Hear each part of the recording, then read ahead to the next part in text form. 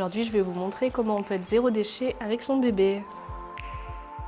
À la base, c'était une question de santé, je n'avais pas envie de lui mettre des produits chimiques sur les fesses. Donc le fonctionnement, c'est le même pour ces couches lavables que pour les couches jetables.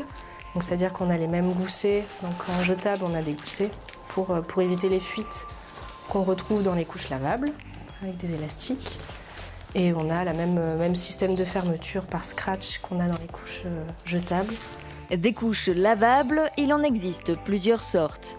Celles-ci, ce sont les classiques, avec une première couche en bambou dans ce cas-ci et une surcouche en tissu imperméable. C'est des couches qui ont l'inconvénient d'être très épaisses, un gros popotin, mais l'avantage c'est qu'elles ne fuient jamais. Il faut vraiment vouloir pas changer la couche du tout pendant 24 heures pour que ça fuit.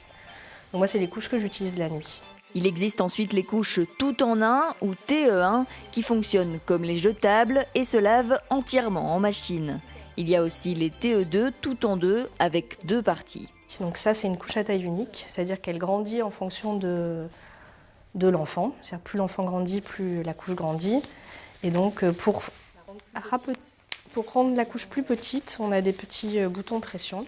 D'autres types de couches ne grandissent pas avec l'enfant, mais sont disponibles dans différentes tailles. Donc c'est aussi une tout en deux, c'est-à-dire qu'il y a deux parties. Il y a une partie l'insert, qui est ici, c'est que du coton. Enfin, à l'intérieur, c'est que du coton. Et ensuite, il y a de la micropolaire à l'extérieur pour garantir l'effet au sec.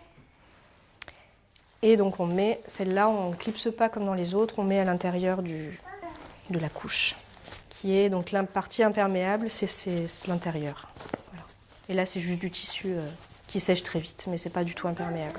Enfin, il y a les couches TE3 avec trois parties. Pour sortir ou pour aller à la crèche qui accepte les couches lavables, Laure dispose d'un sac imperméable dans lequel elle met les couches utilisées. Les odeurs d'urine ou de sel ne passent pas, et c'est l'humidité non plus. Voilà. Donc c'est pratique. Et pour nettoyer les fesses de son bébé, Laure n'utilise pas de lingettes jetables, mais des lingettes en tissu éponge, achetées ou fabriquées main. Le liniment, la maman le réalise également elle-même avec 3 ingrédients.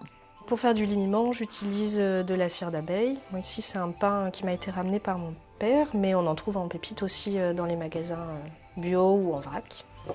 J'ai de l'eau de chaux qu'on peut acheter en pharmacie, et j'ai l'huile d'olive. Donc on n'est pas obligé de mettre de la cire. Moi j'en mets parce que ça évite que l'huile et l'eau de chaux se séparent et qu'on soit obligé de secouer le mélange à chaque fois. Et en plus c'est un conservateur, donc ça me permet de garder un petit peu plus longtemps le mélange. Je le garde environ 2 mois. Le conseil de Laure pour se mettre au zéro déchet avec son bébé, commencer par le moins contraignant, les lingettes et le liniment. Et pour les couches, démarrer par celles de nuit qui sont à changer moins souvent.